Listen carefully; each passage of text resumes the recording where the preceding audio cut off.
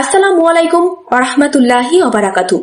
প্রিয় দর্শক, কখনো কি আপনার মনে হয়েছে আপনার ভবিষ্যৎ কি হবে? চাকরি হবে তো? ব্যবসা চলবে তো? সংসার কিভাবে চলবে? আজকের পৃথিবীতে রিজিক নিয়ে দুশ্চিন্তা প্রায় প্রতিটি মানুষের জীবনের একটি অংশ হয়ে দাঁড়িয়েছে। কিন্তু একজন মুমিনের সবচেয়ে বড় শক্তি হলো সে জানে তার রিজিক মানুষের হাতে নয়, তার রিজিকের মালিক একমাত্র মহান আল্লাহ। ভিডিওটি শুরু করার আগে যদি ইসলামিক মোটিভেশনাল ডকুমেন্টারি, ইমান জাগানিয়া আলোচনা এবং হৃদয় ছুঁয়ে যাওয়া ইসলামিক ভিডিও পছন্দ করেন তাহলে আমাদের চ্যানেলটি সাবস্ক্রাইব করুন, ভিডিওতে একটি লাইক দিন এবং বন্ধুদের সঙ্গে শেয়ার করুন। আপনার একটি সাবস্ক্রাইব আমাদের আরো সুন্দর ইসলামিক কন্টেন্ট তৈরি করতে অনুপ্রাণিত করবে।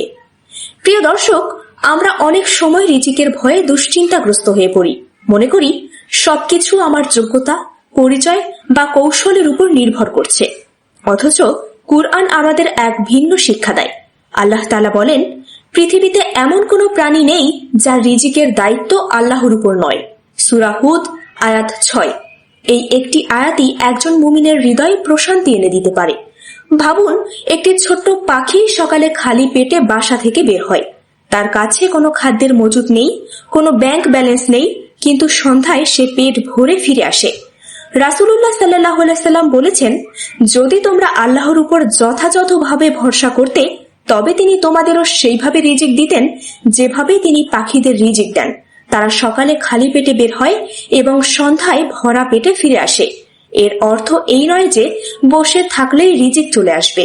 পাখিও তো বাসায় বসে থাকে না, সে চেষ্টা করে, উড়ে বেড়ায়, খাদ্য খোঁজে। তেমনি একজন মুসলিমও হালাল উপায়ে পরিশ্রম করবে, তারপর ফলাফলের ব্যাপারে আল্লাহর উপর ভরসা রাখবে।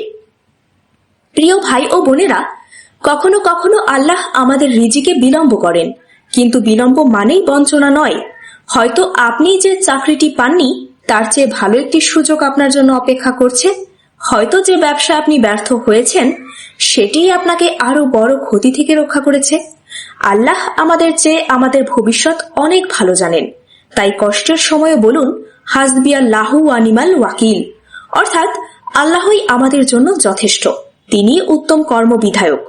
প্রিয় দর্শক, রিজিক শুধু অর্থ নয়, সুস্থতাও একটি রিজিক, ঈমান একটি রিজিক, সৎ জীবন সঙ্গী একটি রিজিক, নেক সন্তান একটি রিজিক, মনের শান্তিও একটি রিজিক। তাই শুধু টাকার জন্য নয়, আল্লাহর দেওয়া প্রতিটি নিয়ামতের জন্য কৃতজ্ঞ হন। আরেকটি গুরুত্বপূর্ণ বিষয় হলো, গুনাহ অনেক সময় বরকত কমিয়ে দেয়, অন্যদিকে তাকওয়া ও ইস্তিগফার মানুষের জীবনকে বরকত নিয়ে আসে। আল্লাহ তাআলা বলেন, যে ব্যক্তি আল্লাহকে ভয় করে আল্লাহ তার জন্য উত্তরণের পথ বের করে দেন এবং তাকে এমন উৎস থেকে রিজিক দান করেন যা সে কল্পনাও করতে পারে না। তাই রিজিক বাড়াতে চাইলে শুধু বেশি আয়ের পেছনে নয়, বেশি ইবাদত, বেশি ইস্তিগফার এবং হালাল উপার্জনের দিকেও মনোযোগ দিন।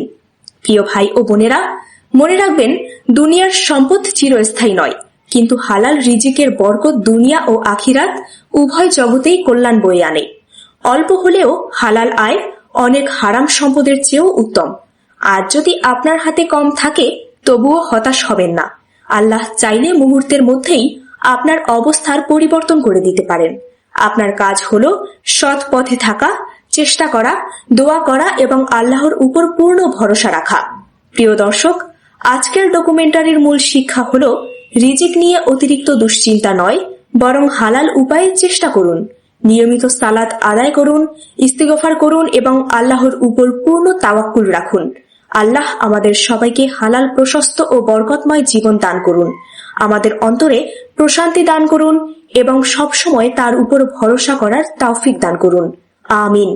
ভিডিওটি যদি আপনার ভালো লেগে থাকে তাহলে একটি লাইক দিন, আপনার মতামত কমেন্টে জানান এবং ইসলামিক মোটিভেশনাল ডকুমেন্টারির আরো নতুন পর্ব পেতে আমাদের চ্যানেলটি সাবস্ক্রাইব করতে ভুলবেন না।